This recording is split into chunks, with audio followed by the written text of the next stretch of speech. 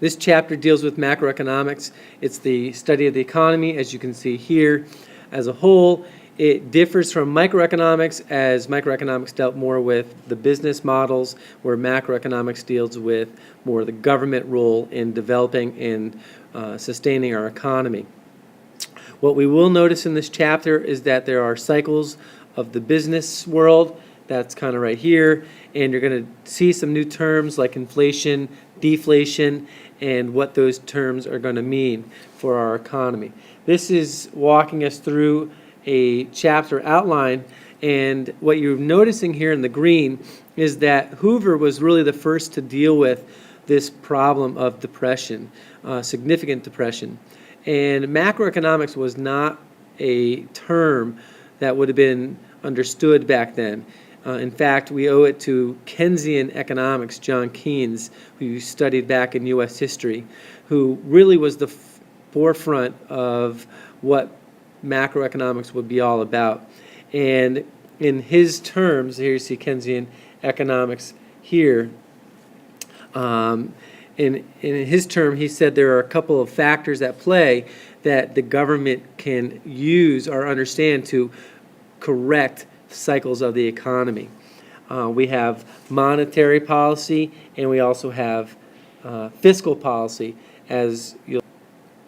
So we see fiscal policy up at the top. That would be this term that you're noticing. And it's really talking about monetary policy, meaning the money supply and interest rate, and then fiscal policy referring more towards tax and government spending.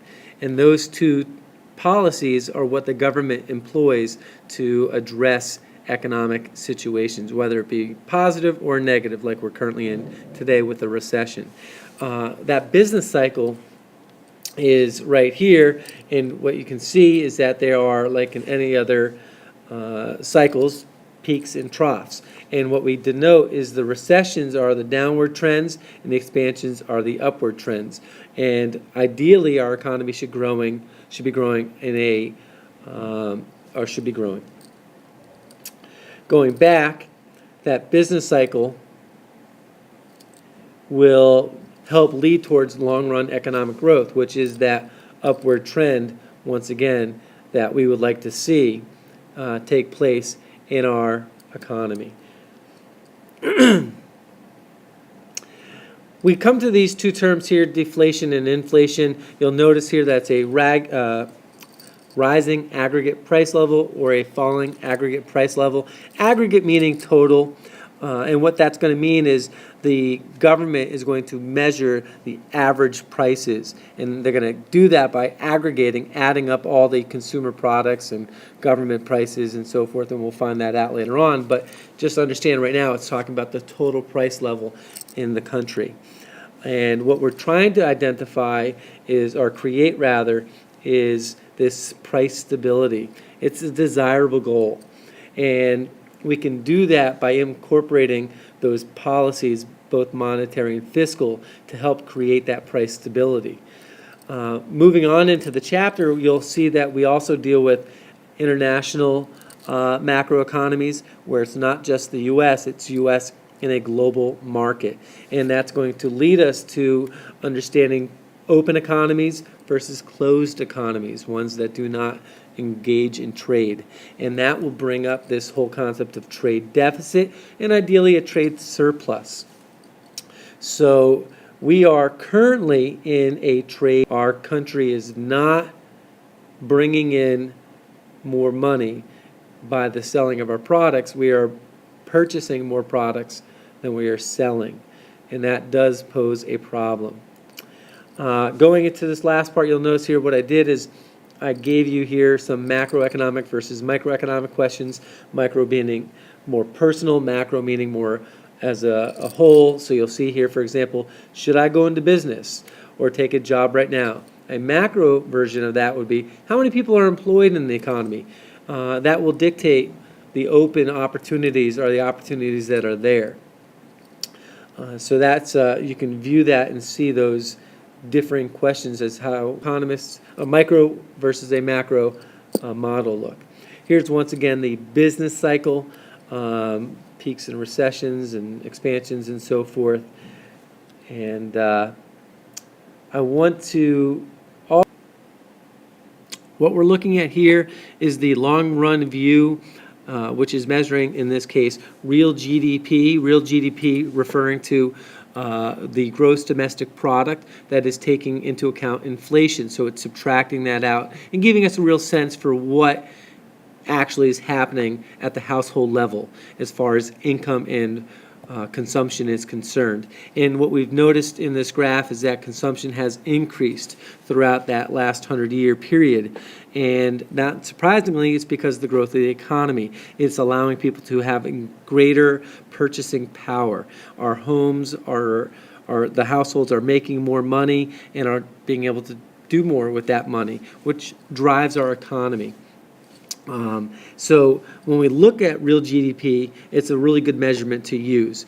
We would see the other side, nominal GDP, which actually shows the inflation and allows us to look back and see really what our growth has been. If we're living in an inflationary period, that's going to drive decision makers to reassess their investments, to reassess the interest rates that they would receive or take for various services or commodities. Going further, you might already be able to see this one here where you're talking about back in the day, your grandparents, your parents, they may have said, oh, it used to only cost X amount. And while that might be a little alarming that back then a gallon of gas was 5 cents, or the can of soda in this case was 5 cents, does it mean that the product has gotten more expensive? Well, not necessarily. What we see in this example here is that that can of Coke, though it was 5 cents back in the 1950s, is actually cheaper today, even though it cost us $1. And the question is, why? Well, back then that 5 cents did more. It purchased more than it does today. The dollar, because how much time it takes to make that dollar, is significantly less. Back then, when the average minimum wage was a few dollars, that 5 cents was much more meaningful. It took more time to earn that 5 cents than it does today. So that's why it's measuring that can of soda as cheaper today than back then. And that's an example of macroeconomics, being able to take that information and understand what that means, and not just looking at the pure hard numbers of 5 cents versus $1. So be careful when you make certain statements about, oh, it's more expensive today. Well, that might not necessarily be true when you take all these other components into the equation.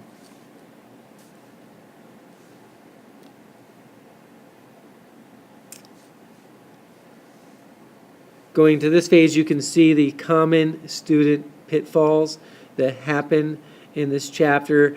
The specific one mostly referring to the micro versus macro concepts. How do I tell the difference between the two? You would also denote that there are challenges in the business cycle and understanding how the business cycle will help us understand the economy that we're in and the actions that would need to be taken.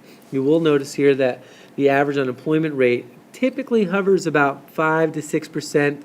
We have been historically low, somewhere, as you can see here, about the 4.4%. But if you were to look at the average, you'd see it runs pretty much right here, which is in between that 5 to 6 mark. That's a healthy economy. You're never going to get zero unemployment. That's just not a reality. But an economy that's in growth will usually be in that 5 to 6%. Currently today, according to the last data that I saw, we are upwards of 9%, 9.5% unemployment. Actually might be a little less, somewhere right around 9%, but nonetheless much, much higher than we should be historically. So that will help us understand, again, the economy that we're in. And I'd like you to think about these questions, and although the answers are here, you should think about these scenarios just to gain a better understanding of what this chapter is about. So here we find Argentina and Canada, and what we see is that they are major exporters of agricultural products, and there are reasons that they are able to export those. One, they have a large resource in that commodity, fields. We have large immigration and railroads, as you see here. What differences contribute to these two countries' positions today? Well, clearly, stability being a big factor, and their policies, macroeconomic policies. A lot of countries are dealing with those issues, like Greece, where their macroeconomic policies are resulting in a continued recession.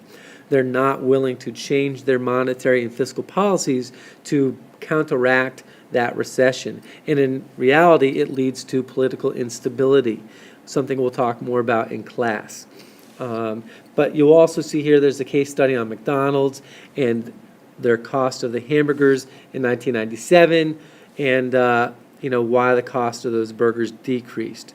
So hopefully you can, looking at this handout, and see just what that chapter should be geared towards. So it's a good way to check to make sure you understand the terms, the concepts that were included or were discussed. And here's some activities that you can review to, again, check your knowledge. So, for example, explain to students the three important topics of interest. Well, clearly it's going to be employment, prices, and output. Well, you can read through the rest and you can see each of those examples take shape versus a micro and a macro perspective. So take a look at these, and I hope that this was of use to you. You will notice at the end, I did think it was interesting that the first class stamp has increased in prices. In fact, I think I heard they were going to increase the cost of stamps again.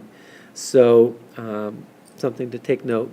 You will notice also college tuition increases, while at the same token, TV internet service has actually decreased.